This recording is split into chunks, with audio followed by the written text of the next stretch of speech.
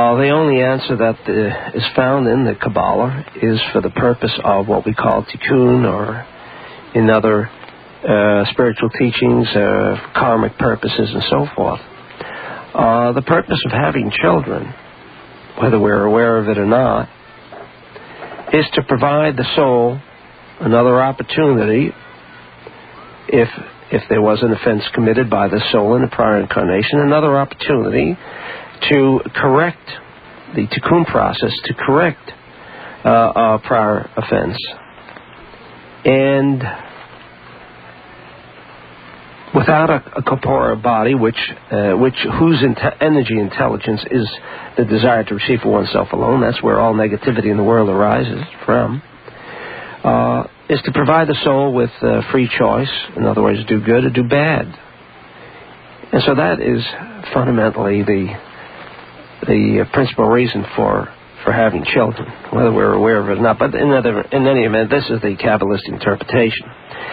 Now, getting into premarital sex and otherwise, I think I'd probably have to request from you, Bill, let's say a couple of more weekly Saturday nights, let's say for the next 4 years, in getting into that subject. But I'm happy to say that will be a second forthcoming book, our Reincarnation, which will be discussing that particular subject.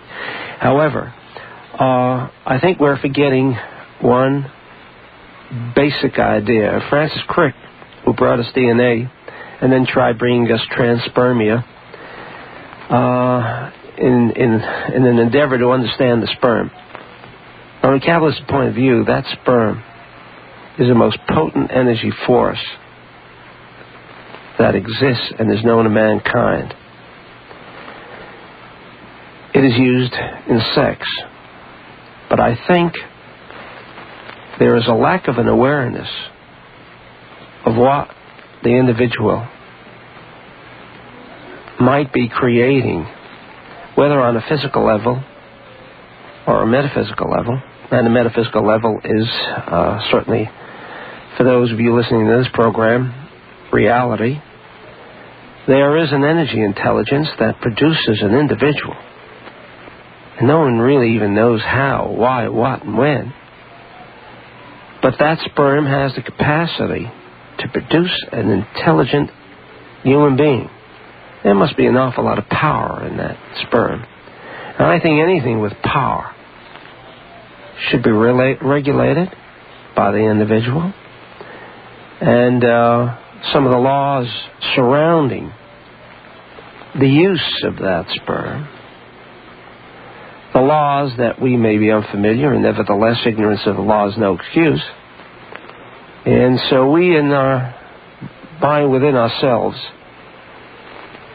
can inflict a great deal of damage on ourselves and possibly even on our offspring. But the only thing I can tell you at this point is that we're dealing with a high energy intelligent force, and I think whatever surrounds the aspect of sex must be treated carefully. Do you feel then that, are you saying that it would be more probable to reach an open mind and cosmic consciousness through abstinence, or does it depend solely on the individual? Maybe if he were more, say, involved intimately, he may reach it. Or can you give some sort of statement in? No, I said that when you have atomic power, you've got to realize the responsibility when you make use of it. Should one abstain from peaceful use of atomic power? Well, that's questionable, because we don't even know the results of nuclear power, even for peaceful means. So, when you're talking about this kind of energy intelligence, I would strongly urge, as I do people who are planning on getting married, as I do in my book, you're dealing with energy intelligences of two individuals, and I think you both better get to know each other on another level, rather than just with our 5 or 10%. That's really what I'm saying. So this is clearly a case where you would qualify sharing. sharing's gone a long way to achieve a greater awareness, certainly, and I think that's a step in the right direction. All right, thank you very much. Okay, Alan, thank you for the question there. It's 28 minutes past the 10 o'clock mark on Open Mind tonight, and we have opened our minds to the Kabbalah. And with us is Rabbi Philip Berg. I'm Bill Jenkins, back in a moment to see him in person. You mind if I go over this list with everybody? 4 seminars this coming week at the Stephen S. Wise Temple out in Bel Air. Our good friends over there on Monday and Tuesday, August 5th and 6th. The topic will be the power of the alphabet.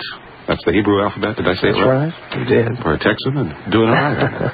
On Wednesday and Thursday, August 7th and 8th, Dr. Berg will discuss Reincarnation, one of our favorite topics, and certainly suggest you get over and catch that. For further information, you can call the Research Center of Kabbalah in Los Angeles. The number here is in the 213 area code 274-5301 or 552-9884, or you can contact the station here, broadcast information, and Lita will have all of this information in case you didn't get it here. We'll touch it again a couple of times before the evening is done. All right, Alan, you're on. Oh, hello, Dr. Berg, Bill. Hi. The first caller happened to remind me of a text I picked up a number of years ago that was a translation of a French manuscript from, I think, the 16th century, and it was called Abramelin the Mage. Are you at all familiar? I've heard. No, I'm not familiar with the text itself. Okay, that was just a side issue. Anyway, I was wondering, in the Kabbalah, what's the nature of the self and God and their relation to each other? Simply stated, I can quote the sages, and I think they kind of wraps up the understanding of the self and God. By simply, they feel that man is a part of God. Now, when you say a part of God, and I think I touched on that before, and we're not referring to an individual, we're referring to that within each and every single one of us there is a part of that force that is all-encompassing, where past, present, and future is all in one in the present, and we're all part of that. The question of making ourselves aware of this inner self, that part which the corporeal body has no dominion over.